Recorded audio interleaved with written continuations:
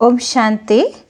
आज के बाबार 30/11/2020 मुरली बाबार मुरलीर आज के विशेष महावाक्य बाबा बोलेছেন बच्चे তোমরা যদি সত্যযুগে খুব উঁচু পদ পেতে চাও আর বাবার পুরো বর্ষা 21 জন্মের জন্য যদি পেতে চাও তাহলে সঙ্গম যুগে নিজের তন মন ধন এবং মনসা বাচা কর্মনা খুব ভালো করে দিল দিয়ে তোমরা সেবা করো।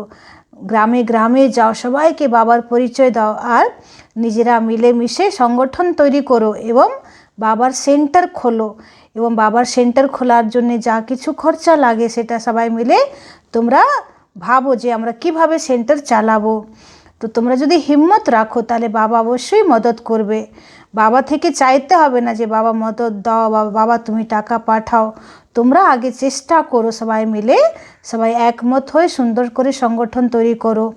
বাবা তারপরে বলছে যে তোমাদের মধ্যে কোনো রকম মতভেদ হওয়া উচিত না।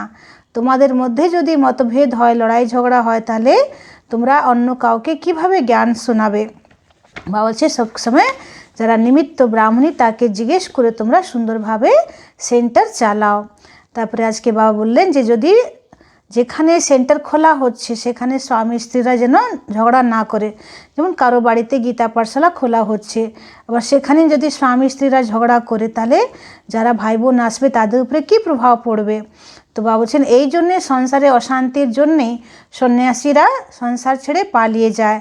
তো পুরুষরাই বেশি সন্ন্যাসী হয়, মাতারা হয় না। কিন্তু আজকাল যে মাতারা নির্বন্ধন তারাও সন্ন্যাসী হয়ে যাচ্ছে, কিন্তু সন্ন্যাসীরা তাদেরকে অনেক রকম ট্রেনিং দিচ্ছে, তো তারা অনেক রকম টাকা ইনকাম করে। তো বাবা বলছে এখানে তো কোনো ব্যবসার ব্যাপার নয়, এখানে তো কোনো ধান্দা নেই, এখানে তো তোমরা বাবার সেবা করছো, তোমাদের সব কিছু সফল করছো। তারপরে বাবা বলছেন যে তোমরা ভাই বোনদের মধ্যেও তোমাদের কোনো অ্যাটাচমেন্ট যেন না থাকে, তোমরা নিজেকে আত্মা ভেবে এক আমাকে স্মরণ করো। তো এটা না যে বাবা তোমাদেরকে সব কিছু ভুলে যেতে বলছে, আত্মীয় স্বজনের সব কিছু ভুলে যেতে বলছে, তা না। বাবা বলছে যে অন্তিম সময় এক বাবা ছাড়া অন্য কিছু মনে না আসে, এই জন্যে বাবা এখন থেকে তোমাদেরকে প্র্যাকটিস করাচ্ছে যে নিজেকে আত্মা ভেবে আমাকে স্মরণ করো। তারপরে বাবা আজকে বললেন যে বাবার জ্ঞান এত শক্তিশালী, যেমন বাঘিনীর যে দুধ সেটাকে রাখার জন্য সোনার বাসনের প্রয়োজন হয়, তো ঠিক সেরকম বাবার এত উঁচু জ্ঞান, এত শ্রেষ্ঠ জ্ঞানকেও বুদ্ধিতে ধারণ করার জন্যে পবিত্রতার দরকার আছে। বুদ্ধিরূপী বাসনকে খুব শুদ্ধ করতে হবে, এই জন্যই পবিত্রতা খুব দরকার। তো বাবা বলছে তোমরা কাউকেও মনে করো না, সব কিছু ভুলে তোমরা এক বাবাকে স্মরণ করো। তার মানে বাহ্যিক সবার সাথে প্রেম রাখো, ভালোবাসা রাখো, কিন্তু ভিতরের যে মোহটা এক বাবার সঙ্গে রাখো। এইভাবে বাবা অনেক সূক্ষ্ম সূক্ষ্ম ধারণার কথা বলেছেন। আসুন এবার আমরা পুরো মুরলি বিস্তারিতভাবে শুনব। मीठे बच्चे, तन मन धन अथवा मनसा वाचा कर्मना ऐसी सर्विस करो जो 21 जन्मों का बाप से एवजा मिले, परंतु सर्विस में कभी आपस में अनबनी नहीं होनी चाहिए। বলছেন তন মন ধন দিয়ে এবং মন বচন কর্ম দ্বারা তুমি এমন সেবা করো যাতে 21 জন্মের বাবা বর্ষা তোমরা পুরো পেতে পারো, কিন্তু সেবার মধ্যে নিজেদের মধ্যে কোনো রকম যেন ডিস্টারবেন্স না হয়, মতভেদ না হয়, সেটা তোমরা ধ্যান রাখো। আজকে বাবা প্রশ্ন করছেন, ड्रामा अनुसार बाबा जो सर्विस करा रहे हैं उसमें और तीव्रता लाने की विधि क्या है। বাবা জিজ্ঞেস করছেন যে ড্রামা অনুসার বাবা যে সেবা তোমাদেরকে দিয়ে করাচ্ছে তার মধ্যে আরও তীব্রতা আনার বিধিটা কি আছে। তো বাবা উত্তরে বলছেন, आपस में एक मत हो, कभी कोई खिटखिट न हो। अगर खिटखिट होगी तो सर्विस क्या करेंगे। इसलिए आपस में मिलकर संगठन बनाए राय करो, एक दो के मददगार बनो। বাবা বলছেন যে নিজেরা তোমরা একমত হও, তোমাদের মধ্যে যেন কোনো মতভেদ না থাকে, আর নিজেদের মধ্যে যদি মতভেদ থাকবে তাহলে তোমরা সেবা কি করবে। এই জন্যে নিজেদের মধ্যে ভালো করে একমত হয়ে সংগঠন বানিয়ে রায় করো, পরামর্শ করো, এক দুজনার সহযোগী হও।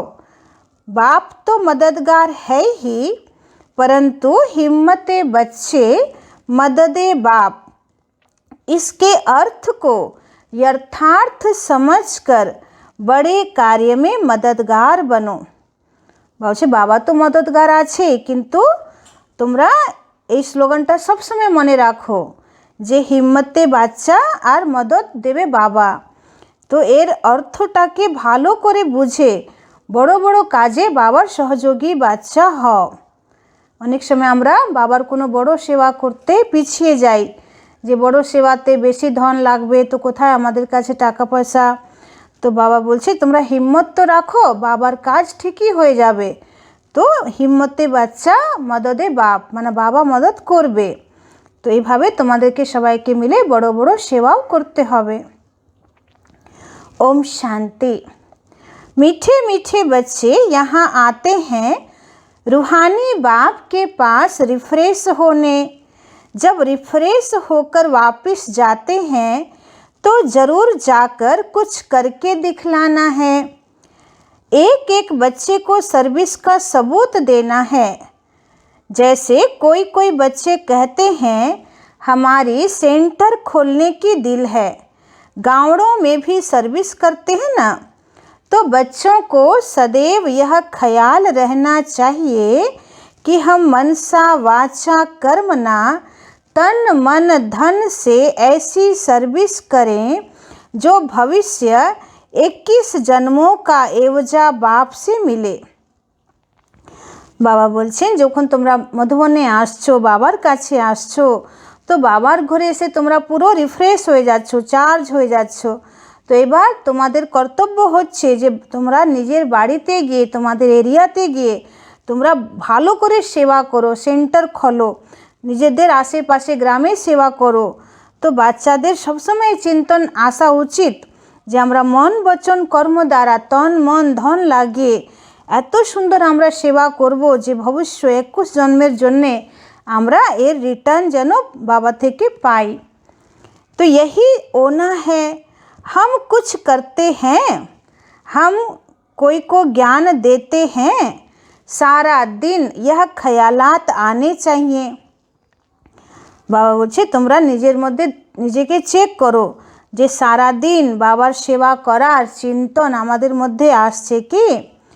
भल सेंटर खोलें, परंतु घर में स्त्री पुरुष की अनबनी नहीं होनी चाहिए, कोई घमसान नहीं आना चाहिए। বলছে তোমরা সেন্টার খোলো, কিন্তু তোমাদের নিজের বাড়িতে যেন স্বামী স্ত্রী বা কারো সঙ্গে লড়াই ঝগড়া যেন না হয়। যদি তোমাদের মধ্যে কোনো লড়াই ঝগড়া হয় তাহলে সেখানে বাবার যদি ক্লাস চলতে থাকে তাহলে তারা কি বুঝবে, কি শিখবে। सन्यासी लोग घर के घमसान से निकल जाते हैं। এই জন্যে সাধু সন্ন্যাসীরা এই যে সংসারে এত ছোট ছোট ব্যাপারে অশান্তি হয়, বিভিন্ন রকম চাহিদা আশা আকাঙ্ক্ষা, এই জন্যে সন্ন্যাসীরা সংসার ছেড়ে পালিয়ে যায়। डोंट केयर कर चले जाते हैं, फिर गवर्नमेंट उनको रोकती है क्या। তো বাবা বলছে তখন সন্ন্যাসীরা যখন বেরিয়ে যায় বাড়ি থেকে তখন তো আর গভর্নমেন্টের লোক এটা বলে না যে এটা তোমার কর্তব্য ঠিক না, তুমি নিজের কর্তব্য থেকে কেন সরে যাচ্ছ। वहाँ तो सिर्फ पुरुष ही निकलते हैं, सन्यासी शुद्ध ছেলেরাই হয়। अभी कोई कोई माताएं निकलती हैं जिनका कोई धनी धोनी नहीं होता या वैराग्य आ जाता है। বলছে আগে তো শুধু পুরুষরাই সন্ন্যাসী হতেন, এখন কিছু কিছু মাতারাও বেরিয়ে যায় যাদের আশেপাশে কেউ থাকে না বা কোনো গার্জিয়ান থাকে না বা সংসার জীবন থেকে পুরো বৈরাগ্য এসে গেছে, তারা বেরিয়ে যায়। उन्हों को भी वो लोग सन्यासी पुरुष लोग बैठ सिखलाते हैं, उन द्वारा अपना धंधा करते हैं। বাবা বলছেন তাদেরকে আবার সন্ন্যাসী পুরুষরা অনেক রকম ট্রেনিং দিয়ে দেয়, এবার তাদেরকে দিয়ে নিজের ব্যবসা চালায়, নিজের কাজ করায়। तो पैसे आदि सारे उनके पास रहते हैं। বাবা বলছে তাদের ফিনান্সিয়াল পাওয়ারটা পুরুষদের হাতেই থাকে। वास्तव में घर बार छोड़ा तो फिर पैसे रखने की दरकार नहीं रहती। বলছে বাস্তবে যদি তারা সন্ন্যাসী হয়ে গেছে, সংসার ছেড়েই দিয়েছে, তাহলে টাকাটা কেন হাতে নিচ্ছে? तो अब बाप तुम बच्चों को समझा रहे हैं, हर एक की बुद्धि में आना चाहिए, हमको बाप का परिचय देना है। मनुष्य तो कुछ नहीं जानते, बेसमझ हैं। तुम बच्चों के लिए बाप का फरमान है, मीठे मीठे बच्चों तुम अपने को आत्मा समझो। सिर्फ पंडित नहीं बनना है, अपना भी कल्याण करना है, याद से ही सतो प्रधान बनेंगे। बाबा बोलছেন যে জ্ঞান শোনাও ঠিক আছে, কিন্তু বারবার নিজেকে আত্মা ভাবার প্র্যাকটিস করো। যত তুমি নিজেকে আত্মা ভাববে তত তোমার কল্যাণ হবে, তোমার ভিতরে শক্তি আসবে, আর তোমার আসল পুরুষার্থ তখনই বাড়বে যখন তুমি নিজেকে আত্মা ভাববে। तो अपना भी कल्याण करना है। कहते हैं बाबा हम घड़ी घड़ी भूल जाते हैं, संकल्प आ जाते हैं। बाबा कहते हैं वह तो आएंगे ही, तुमको बाप की याद में रह सतो प्रधान बनना है। आत्मा जो अपवित्र है उनको परमपिता परमात्मा को ही याद कर पवित्र बनना है। तो बाप ही बच्चों को डायरेक्शन देते हैं, हे फरमान वरदार बच्चों तुमको फरमान करता हूँ, मुझे याद करो तो तुम्हारे पाप कटेंगे। बाबा बोलছেন যে আমি তোমাদেরকে ডাইরেকশন দিচ্ছি, হে ফরমান वरदार বাচ্চারা তোমরা আমাকে স্মরণ করো তো তোমার পাপ নষ্ট হয়ে যাবে। पहली पहली बात ही यह सुनाओ कि निराकार शिव बाबा कहते हैं मुझे याद करो, मैं पतित पावन हूँ, मेरी याद से ही विकर्म विनाश होंगे, और कोई उपाय नहीं, न कोई बता सकते हैं। ढेर के ढेर सन्यासी आदि हैं, निमंत्रण देते हैं योग कॉन्फ्रेंस में आकर शामिल हो।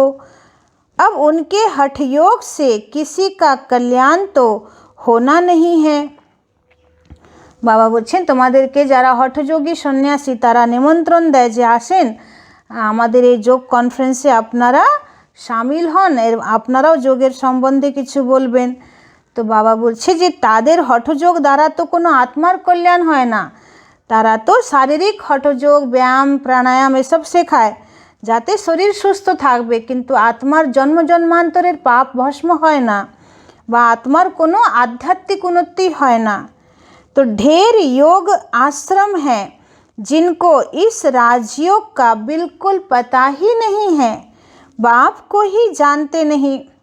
বলছেন ভারতবর্ষে অনেক যোগ আশ্রম আছে, কিন্তু রাজযোগ কি আছে, পরমাত্মা কি করে এসে রাজযোগ শেখাচ্ছেন এটার জ্ঞান কারো কাছেই নেই, একদমই বাবার পরিচয় কারো কাছেই নেই।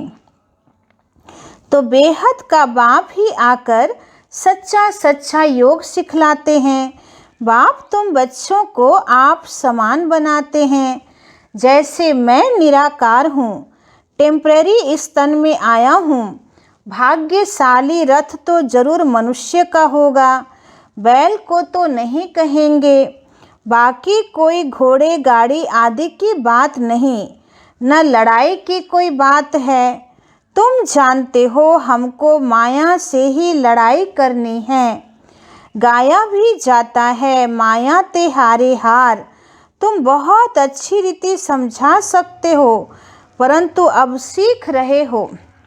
बाबा बोलছেন যে এখানে কোনো ঘোড়া গাড়ির রথে ভগবান বসে জ্ঞান শোনাবে না, তো ভগবান ব্রহ্মা বাবার ভাগ্যশালী রথে এসে জ্ঞান দিচ্ছেন।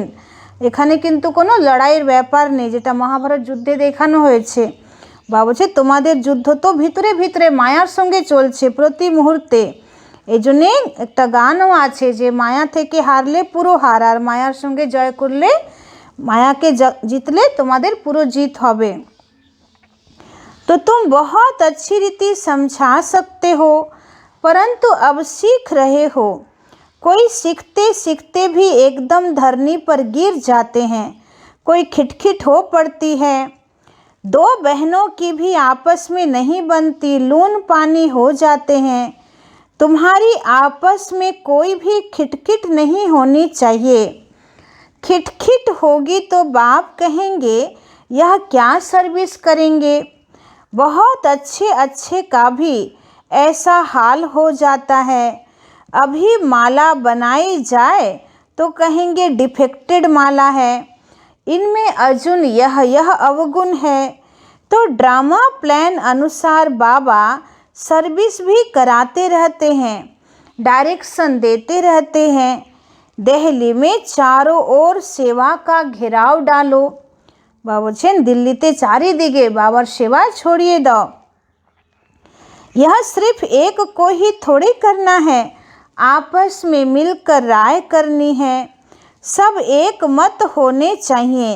बाबा एक है परंतु मददगार बच्चों बिगर काम थोड़ी करेंगे। बाबा बोलছে আমি मददगार বাচ্চাদের ছাড়া কি করে সেবা করব, तो আমার সহযোগী मददगार বাচ্চা লাগবে। तुम सेंटर्स खोलते हो मत लेते हो। बाबा पूछते हैं मदद करने वाले हो। कहते हैं हाँ बाबा, अगर मदद देने वाले नहीं होंगे तो कुछ कर नहीं सकेंगे। घर में भी मित्र संबंधी आदि आते हैं ना, भल गाली दे वह तुमको काटते रहेंगे, तुम्हें उसकी परवाह नहीं करनी है। বলছে যারা জ্ঞানে চলে না সেরকম আত্মীয় স্বজন তোমাদের জ্ঞানের অনেক বিরোধিতা করবে, তোমাদেরকে গালি দেবে, কিন্তু অনেক রকম তোমাদেরকে যন্ত্রণা দেবে। তো তোমরা কিন্তু তার জন্য কোনো চিন্তা করো না, পরবাহ করো না। যেহেতু ওরা অজ্ঞানী আত্মা, তারা তো জ্ঞান জানে না, এই জন্যে তারা নানান রকম डिस्टर्ब তোমাদেরকে করবে, কিন্তু তোমরা তাতে दुखी हो ना। तुम बच्चों को आपस में बैठकर राय निकालनी चाहिए। जैसे सेंटर्स खोलते हैं तो भी सब मिलकर लिखते हैं बाबा हम ब्राह्मणी की राय से यह काम करते हैं। सिंधी भाषा में कहते हैं एक के साथ दो मिलने से 12 हो जाते हैं, बत 12, तो 12 होंगे तो और ही अच्छी राय निकलेगी। तो कहाँ कहाँ एक दो से राय नहीं लेते। अब ऐसे कोई काम हो सकता है क्या? बाबा कहेंगे जब तक तुम्हारा आपस में संगठन ही नहीं तो तुम इतना बड़ा कार्य कैसे कर सकेंगे।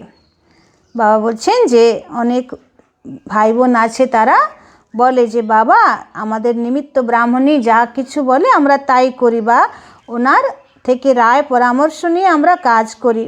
তো বাবা বলে এটাই তো ঠিক, তাহলে সমস্ত কাজ সুন্দর হবে, সংগঠন ঠিক থাকবে। কিন্তু যদি তোমরা নিজেরাই সবাই বড় হয়ে যাও আর নিমিত্ত বোনকে যদি কিছু না বলো তাহলে কি হবে। তো বলছে তোমাদের সংগঠনই ঠিক নেই, তাহলে তোমরা বড় বড় সেবা কি করে করবে। तो छोटी दुकान बड़ी दुकान भी होती है ना, तो आपस में मिलकर संगठन करते हैं। ऐसे कोई नहीं कहते बाबा आप मदद करो, पहले तो मददगार बनाने चाहिए, फिर बाबा कहते हिम्मते बच्चे मददे बाप। पहले तो अपने मददगार बनाओ, बाबा हम इतना करते हैं बाकी आप मदद दो। ऐसे नहीं, पहले आप मदद करो। हिम्मते मर्दा मददे खुदा, उनका भी अर्थ नहीं समझते। पहले तो बच्चों की हिम्मत चाहिए। कौन कौन क्या मदद देते हैं, पोता मेल सारा लिखेंगे, फलाने फलाने यह मदद करते हैं, कायदे सिर लिख कर देंगे। बाकी ऐसे थोड़ी एक एक कहेंगे हम सेंटर खोलते हैं मदद दो। ऐसे तो बाबा नहीं खोल सकता है क्या, लेकिन ऐसे तो हो नहीं सकता। बाबा आज के खूब स्पष्ट कथा बोलছেন যে কিছু জায়গায় ভাই বোনরা নিজেরা মিলে সেন্টার খুলে দেয়, তখন বলে যে বাবা আমরা তো ঘর নিয়ে নিয়েছি, এবার আপনি মদত করুন। তো বাবা বলছে যে আগে তোমরা মদতগার বাচ্চা তৈরি করো, তোমরা নিজেদের মধ্যে সংগঠন তৈরি করো যে কে কতটা বাবার সেবার জন্য দিতে পারবে, তার পুরো হিসাব পুরো পোতামেল পুরো রেজিস্টার বাবার কাছে পাঠাও যে আমরা 20টা ভাই বোন আর আমরা সব এই টাকা আমরা সহযোগ দেব, তো সেই অনুসারে বাবার এই সেন্টারটা চলবে, বা যা যা খরচা আছে আমরা সবাই মিলে করে দেব। তো বাবা বলছে আগে তোমরা নিজেরা মদতগার বানাও। তো এটা তো না যে এক একটা বাচ্চা বাবাকে বলবে চিঠি লিখবে বাবা আমার এখানে সেন্টার খুলবে, আপনি টাকা পাঠান, তো এরকম বাবা কত জায়গায় টাকা পাঠাবে। তো বাবা বলছে তোমরা হিম্মত রাখো, তারপরে বাবা মদত করবে। বাবা মদত করবে মানে বাবা তোমাদের হিম্মতের পরিবর্তে মদতগার বাচ্চারা তৈরি করে দেবে। তো সেরকম বাবা বলছে যে নিজেরা ভালো করে একমত হয়ে সংগঠন বানিয়ে নিজেরা বাবার কাছে পুরো হিসাব দেখাও যে আমরা সবাই মিলে বাবার सेंटर চালাবো। तो कमेटी को आपस में मिलना होता है, तुम्हारे में भी नंबरवार है ना। कोई तो बिल्कुल कुछ भी नहीं समझते, कोई बहुत हर्षित होते रहते हैं। बाबा तो समझते हैं इस ज्ञान में बहुत खुशी रहनी चाहिए। एक ही बाप टीचर गुरु मिलता है तो खुशी होनी चाहिए ना। বাবা বলছেন যে তোমরা একটার মধ্যেই বাবা टीचर गुरु পেয়েছো, তো তোমাদের কত খুশি থাকা দরকার। दुनिया में यह बातें कोई नहीं जानते, शिव बाबा ही ज्ञान सागर पतित पावन सर्व का सदगति दाता है। सबका फादर भी एक है, यह और कोई की बुद्धि में नहीं है। अभी तुम बच्चे जानते हो वही नॉलेजफुल लिबरेटर गाइड है, तो बाप की मत पर चलना पड़े।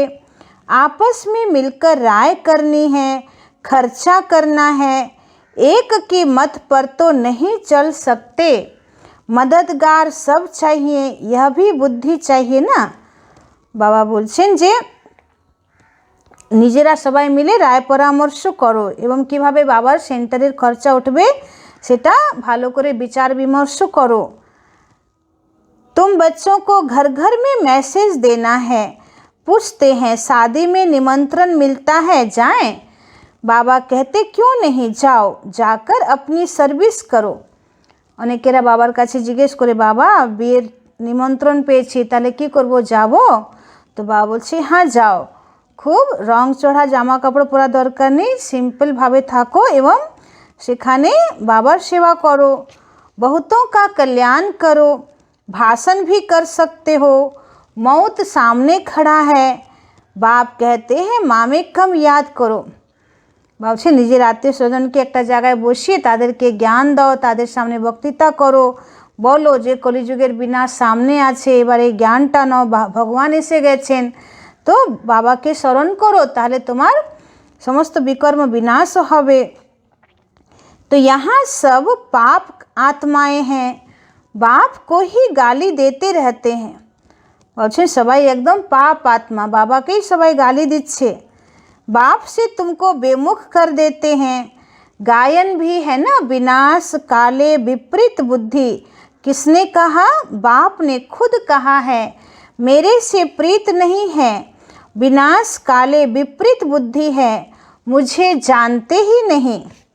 বাবা বলছেন সারা দুনিয়ার মানুষের এখন বিনাশকালে বিপরীত বুদ্ধি হয়ে গেছে, কারোই আমার সঙ্গে সাচ্চা প্রীত নেই, সবাই বিপরীত হয়ে আছে, আমাকে জানেই না। जिनकी प्रीत बुद्धि है, जो मुझे याद करते हैं वही विजय पाएंगे। भल प्रीत है परंतु याद नहीं करते तो भी कम पद पाएंगे।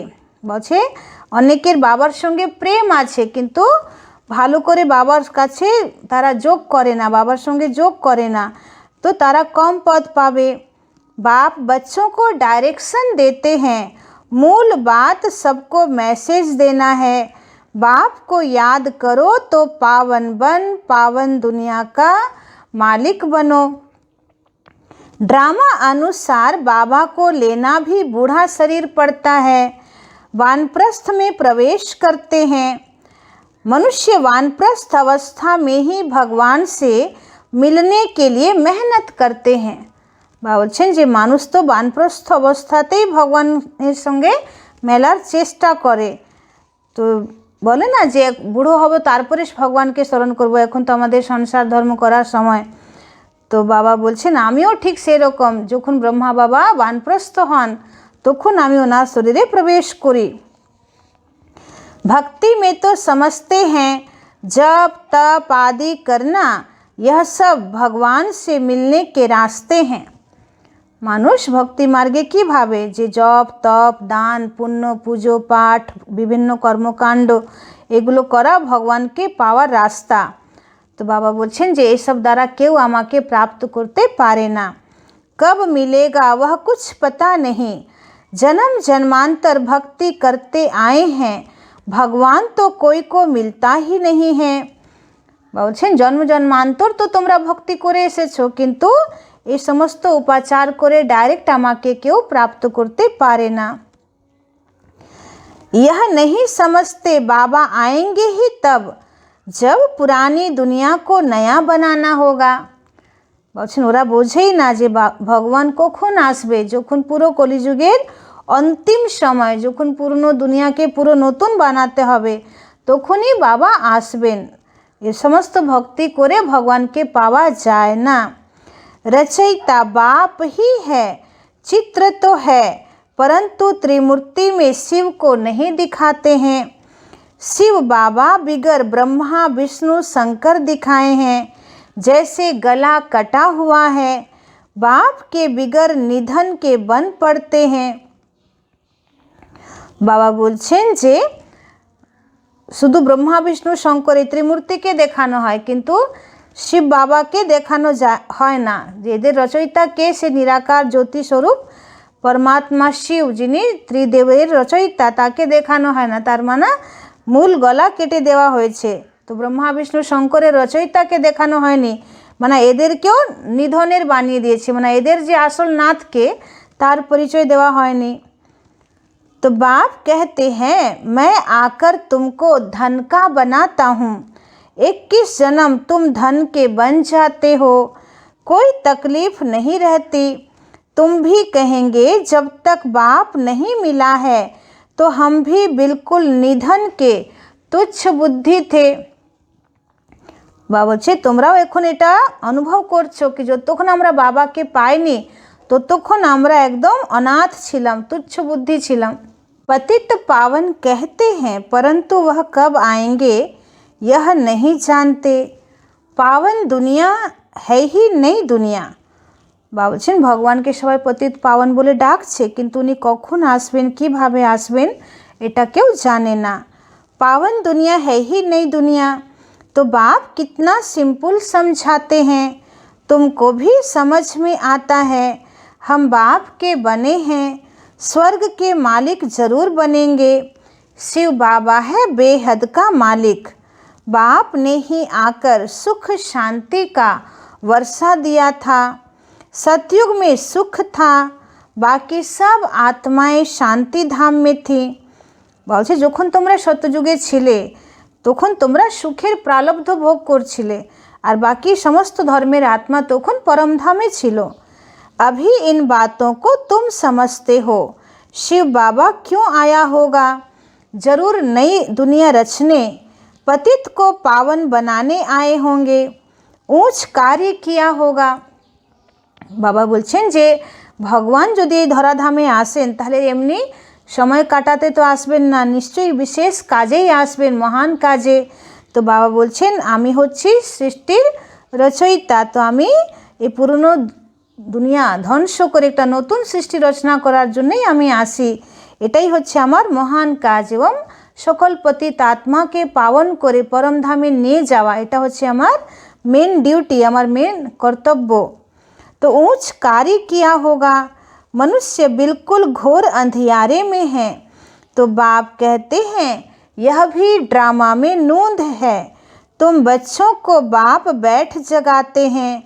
तुमको अब इस सारे ड्रामा का पता है, कैसे नई दुनिया फिर पुरानी होती है। बाप कहते हैं और सब कुछ छोड़ एक बाप को याद करो। हमको कोई से नफरत नहीं आती है, यह समझाना पड़ता है। বাবা বলছেন আমি যে তোমাকে বারবার বলি যে সব কিছু ভুলে তুমি এক আমাকে স্মরণ করো, তার মানে এটা না যে আমি তোমাকে সবার প্রতি ঘৃণা তৈরি করিয়ে দিচ্ছি তোমার মনে, তা না, কিন্তু অন্তিম সময় এক বাবার ইয়াদই তোমার কাজে লাগবে। আর অন্তিম সময় যদি কোনো দেহধারীকে স্মরণ করো আর সেই সময় যদি তোমার মৃত্যু হয়ে যায় তাহলে এটা ঠিক হবে না, তোমার শ্রেষ্ঠ গতি হবে না, অন্তমতি স্বগতি তখন আরও খারাপ হবে। এই জন্যে বাবা বলছেন যে এখন থেকে বাবাকে স্মরণ করা এত সুন্দর অভ্যাস করো যে অন্তিম সময় এক বাবা ছাড়া আর কেউ যেন মনে না আসে। तो यह समझाना पड़ता है ड्रामा अनुसार माया का राज्य भी होना है। আবার বাবা বলছেন যে সত্যযুগ ত্রেতা ব্রহ্মার দিন, তো দিন তো সবসময় থাকবে না, আবার বিকেল হবে, সন্ধ্যা হবে, রাত হবে, মানে আবার দাপর যুগ আসবে, আবার কলিযুগ আসবে, সৃষ্টির কালচক্র এভাবেই ঘুরবে। तब फिर बाप कहते हैं मीठे मीठे बच्चों अब यह चक्र पूरा होता है, अब तुमको ईश्वरीय मत मिलती है, उस पर चलना है, अब 5 विकारों की मत पर नहीं चलना है। বলছে তোমাদেরকে আমি এখন ঈশ্বরীয় মত দিচ্ছি, ওটার উপরে চলো, 5 বিকারের মতে এখন তোমরা চলো না। आधा कल्प तुम माया की मत पर चल तमो प्रधान बने हो, अब मैं तुमको सतो प्रधान बनाने आया हूँ। सतो प्रधान तमो प्रधान का यह खेल है, ग्लानि की कोई बात नहीं। বাবা বলছেন যে মায়ার মতে চললে তোমরা তমপ্রধান হয়ে গেছো, আর এখন আমার মতে চলো, আমি তোমাকে শতপ্রধান বানাতে এসেছি। তো এটাই হচ্ছে ড্রামার খেলা, তমপ্রধান থেকে শতপ্রধান হওয়া, আবার শতপ্রধান থেকে মায়া তোমাদেরকে তমপ্রধান বানিয়ে দিচ্ছে। तो ग्लानि की कोई बात नहीं है, कहते हैं भगवान ने यह आवागमन का नाटक ही क्यों रचा। আবার অনেকেরা সন্দেহ নিয়ে আসে বাবার জ্ঞানের প্রতি, যে এটাই যদি হয় যে আবার কালচক্র ঘুরবে, আবার সত্যযুগের পরে ত্রেতা দাপর কলি আসবে, আবার আমরা 16 কলা সম্পূর্ণ থেকে ধীরে ধীরে কলিযুগের দিকে চলে আসবো, আমাদের কলা কমে যাবে, কলাহীন হয়ে যাব আমরা, আবার আমাদেরকে পরমধাম যেতে হবে, আবার আসতে হবে। তো এই আবাগমনের চক্র কেন? এটা না হলেই হতো। क्यों का सवाल ही नहीं उठता, यह तो ड्रामा का चक्र है जो फिर रिपीट होता जाता है, ड्रामा अनादि है। বাবা বলছেন क्यों क्या, এটা কোনো প্রশ্ন যেন না আসে। যেমন দিন আর রাতকে কেউ আটকাতে পারবে না, দিন রাতের চক্রকে কেউ থামাতে পারবে না, যেমন অমাবস্যা বা পূর্ণিমার চক্রকে কেউ থামাতে পারবে না, সেরকম এটা কাল চক্র, সময়ের চক্র। তো এটা সত্য ত্রেতা দাপর কলি, আবার সত্য ত্রেতা দাপর কলি, এটা এভাবেই চক্রটা ঘুরবেই, এটা কোনো এন্ড নেই। তো এটা কোনো প্রশ্ন যেন না আসে যে কেন এরকম আবাগমনের চক্র আছে। तो अब फिर बाप आए हैं, तो बाबा बाबा कहते रहो तो कल्याण होता रहेगा। যেমন গভীর রাতের পরে সূর্য আবার উদয় হবেই, তো প্রত্যেক দিনই সূর্য উদয় হবে, এটা না যে আবার কেন কালকে রাত আসবে, আবার কেন সূর্য উদয় হবে, কি দরকার। তো সবসময় দিন থাকতেও পারে না, সবসময় রাতও থাকতে পারে না, এটাই চক্র। তো বাপ कहते हैं यह अति गुह्य रमणीक बातें हैं, বলছে এটা খুবই গুহ্য রমণীক কথা।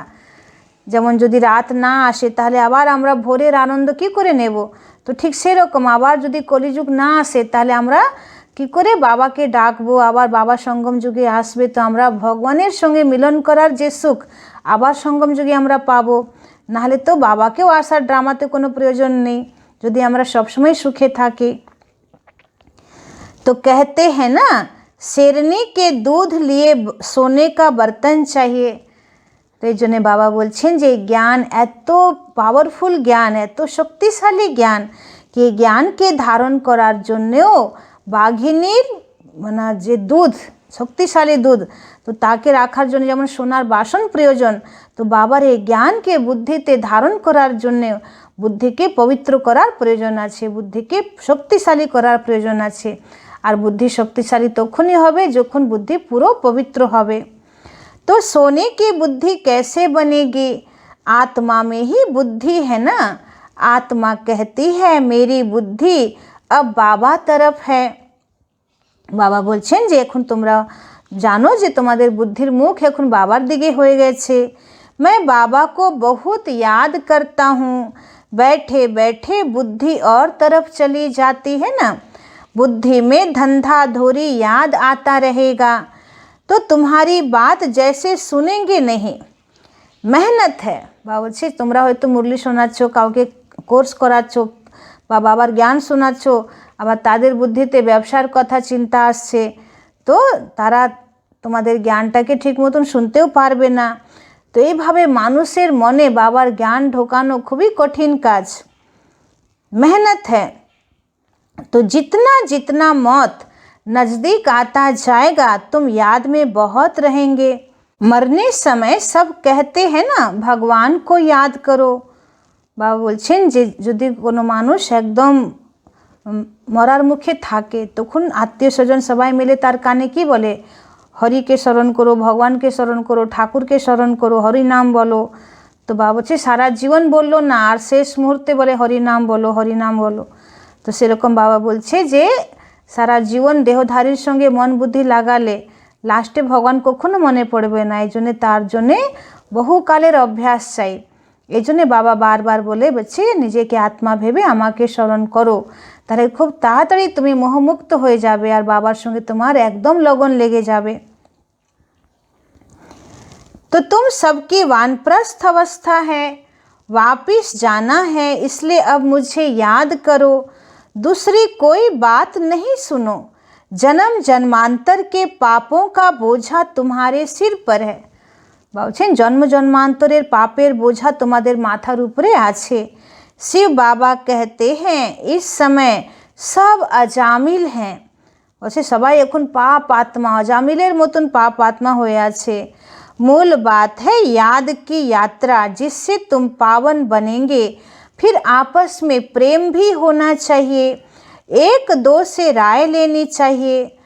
बाप प्रेम का सागर है ना, तो तुम भी आपस में बहुत प्यारे होने चाहिए। देही अभिमानी बन बाप को याद करना है। बहन भाई का संबंध भी तोड़ना पड़ता है। भाई बहन से भी योग नहीं रखो, एक बाप से ही योग रखो। বাবা বলছেন যে আত্মা আত্মা তোমরা ভাই ভাই, কিন্তু ভাই বোনদের মধ্যেও যেন বেশি আকর্ষণ না থাকে, পুরো যোগ এক বাবার সঙ্গেই রাখো। অনেক সময় হয় না যে কোনো ভাই খুব ভালো, কোনো বোন খুব ভালো, তো তার দিকে মন বুদ্ধি চলে যায়। হ্যাঁ, কিন্তু বাবা বলছে সেইভাবেও তোমরা এত বেশি অ্যাটাচমেন্ট রাখো না, একদম এক বাবাকে স্মরণ করো।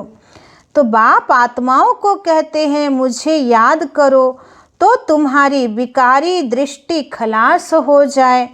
कर्मेंद्रियों से कोई विकर्म नहीं करना चाहिए, मन सामे तूफान जरूर आएंगे। বলছে মনের মধ্যে তোমাদের নানান রকম তুফান আসবে, কিন্তু কর্মেন্দ্রিয় দ্বারা কোনো বিকর্ম করো না। यह बड़ी मंजिल है। बाबा कहते हैं देखो कर्मेंद्रियाँ धोखा देती हैं तो खबरदार हो जाओ। বলছে যে তোমরা দেখছো যে কর্মেন্দ্রিয় চঞ্চল হচ্ছে, তো সঙ্গে সঙ্গে সাবধান হয়ে যাও, নিজের দৃষ্টিকে হাতকে ভালো করে কন্ট্রোল করো। अगर उल्टा काम कर लिया तो खलास। কোনো জিনিস খাওয়ার জিনিস দেখলাম, মনে হলো যে একটু উঠিয়ে খেয়ে নিই, তো আগে দৃষ্টি গেল, তারপরে মন গেল, তারপরে আসক্তি আসলো, তারপরে চারিদিকে আমরা দেখলাম যে কেউ আমাকে দেখছে না, তো তারপরে আমরা উঠিয়ে খেয়ে নিলাম। তো এভাবে বাবা বলছেন যে কর্মেন্দ্রিয় দ্বারা তুমি না বলে কাউকে কিছু খেয়ে নিয়েছো, তার মানে তোমার কর্মেন্দ্রিয় দ্বারা তুমি ভুল করে ফেলেছো। তো এইভাবে উল্টো কাজ করলে তখন কি হয়, একদম আমরা যে পুরুষার্থ করে অনেকটা উঁচু উঠেছিলাম নেমে গেলাম নিচে নিচে। তাই বাবা বলছেন চढ़े तो चाखे बैकुंठ का रस और गिरे तो चकनाचूर। যদি তুমি পুরুষার্থ করতে করতে যদি তোমরা একদম উঠে যাচ্ছ উপরে, তাহলে बैकुंठের মালিক হয়ে যাচ্ছ। আর যদি একটু পা স্লিপ হয়ে গেল কোনো একটা ছোট বিকর্ম দ্বারা, তাহলে একদম চকনাচুর হয়ে যাবে। तो मेहनत के सिवाय थोड़े ही कुछ होता है, बहुत मेहनत है। देह सहित देह के सब बंधन को छोड़ मुझे याद करो। कोई कोई को तो बंधन नहीं है तो भी फंसे रहते हैं। বলছে কারো তো একদম কোনো বন্ধন নেই, তাও দেহধারীর পিছনে ফেসেই থাকে। बाप की श्रीमत पर नहीं चलते हैं, लाख दो हैं भल बड़ा कुटुंब है, तो भी बाबा कहेंगे जास्ती धंधे आदि में नहीं फंसो। বাবা বলছে অনেকের অনেক পয়সা আছে, লাখ 2 লাখ টাকা হয়ে গেছে, তাও তারা বেশি পয়সা ইনকাম করার পিছনে এত সময় দেয় যে সেন্টারে আসার সময় নেই, মুরলি শোনার সময় নেই, বাবাকে যোগ করার সময় নেই, সেবা করার সময় নেই। তো বাবা বলছে যে ফালতু কৌড়ির পিছনে তুমি এত অমূল্য সঙ্গম যুগের সময় নষ্ট করো না। वानप्रस्थी बन जाओ, खर्चा आदि कम कर लो। गरीब लोग कितना साधारण चलते हैं, अभी क्या क्या चीज़ें निकली हैं बात मत पूछो। खर्चा ही खर्चा साहूकारों का चलता है, नहीं तो पेट को क्या चाहिए, एक पाव आटा बस। बाबा बोलছে যারা ধনী আছে তারা রোজ দিন নতুন নতুন আইটেম খাচ্ছে, নতুন নতুন তাদের রান্না দরকার, কিন্তু পেট বেশি চায় না। 250 आटा হলেই पेट भरे जाए। अच्छा मीठे मीठे सिखी लदे बच्चों प्रति माता पिता बाप दादा का याद प्यार और गुड मॉर्निंग। रूहानी बाप की रूहानी बच्चों को नमस्ते। हम रूहानी बच्चों की रूहानी बाप दादा को पदम गुना नमस्ते नमस्ते नमस्ते। सदा रहेंगे हंसते, बनेंगे फरिश्ते, चलेंगे परम धाम के सीधे रास्ते। शुक्रिया बाबा शुक्रिया। এবার ধারণার জন্য মুখ্য সার। 1 নম্বর পয়েন্ট, आपस में बहुत बहुत प्यारे बनना है, लेकिन भाई बहन से योग नहीं रखना है। বলছে নিজেদের মধ্যে খুব একতা রাখো, কিন্তু কারোর সঙ্গে বিশেষ অ্যাটাচমেন্ট রাখো না। कर्मेंद्रियों से कोई भी विकर्म नहीं करना है, कर्मेंद्रियों द्वारा कोनो विकर्म जेनो ना होय। 2 नंबर पॉइंट, एक ईश्वरीय मत पर चलकर सतो प्रधान बनना है, माया की मत छोड़ देनी है। বলছে এক ঈশ্বরীয় মতে তোমরা শতপ্রধান হও, মায়ার মতে আর চলো না। आपस में संगठन मजबूत करना है, एक दो के मददगार बनना है। নিজেদের সংগঠনকে মজবুত করো এবং নিজেদের মধ্যে সহযোগী হও। আজকের বরদান, अमृत बेले का महत्व जानकर खुले भंडार से अपनी झोली भरपूर करने वाले तकदीरवान भव। বলছেন অমৃত বেলার মহত্ব জেনে খুলে, মানে বাবার ভান্ডারা তখন খোলা, তো এই জন্যে যত তুমি নিজের ঝুলি ভরতে চাও ভরে নাও আর ভাগ্যবান হও।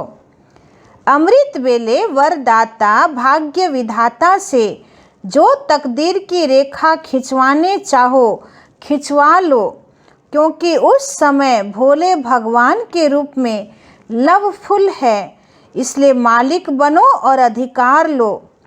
खजाने पर कोई भी ताला चाबी नहीं है। बाबा बोलছেন অমৃত বেলা বাবা বরদাতা ভাগ্য বিধাতা হয়ে বাচ্চাদের ভাগ্যের রেখাকে খুব উঁচু করার জন্যে ভোলা ভগবান হয়ে বসে আছেন, প্রেমের সাগর হয়ে বসে আছেন। এই জন্যে অমৃতবেলা খুব ভালো করে বাবার সঙ্গে যোগ করে বাবার খাজানার মালিক হয়ে যত অধিকার নেওয়ার ইচ্ছে আছে নিয়ে নাও। বাবার সম্পত্তির উপরে কোনো তালা চাবি লাগানো নেই। उस समय सिर्फ माया के बहानेबाजी को छोड़ एक संकल्प करो कि जो भी हूँ जैसी भी हूँ आपकी हूँ। সেই সময় ঘুমের তন্দ্রাকে একদম সরিয়ে বাহানাবাজিকে ছেড়ে বাবা বলছে একটাই শ্রেষ্ঠ সংকল্প করো, বাবা আমি যা আছি যেমন আছি তোমার আছি। मन बुद्धि बाप के हवाले कर तख्त नसीन बन जाओ। मन बुद्धि के बाबार ऊपरे समर्पण करे एकदम बाबार दिल तख्ते बसे जाओ, तो बाप के सर्व खजाने अपने खजाने अनुभव होंगे। তখন বাবার সর্ব খাজানা নিজের খাজানা মনে হবে। স্লোগান, सेवा में यदि स्वार्थ मिक्स है तो सफलता भी मिक्स हो जाएगी। বলছে সেবায় যদি স্বার্থ মিক্স হয়ে আছে তাহলে সফলতাও মিক্স হয়ে যাবে। এই জন্যে নিঃস্বার্থ সেবাধারী বনো, এই জন্যে নিঃস্বার্থ সেবাধারী হতে হবে। ওম শান্তি।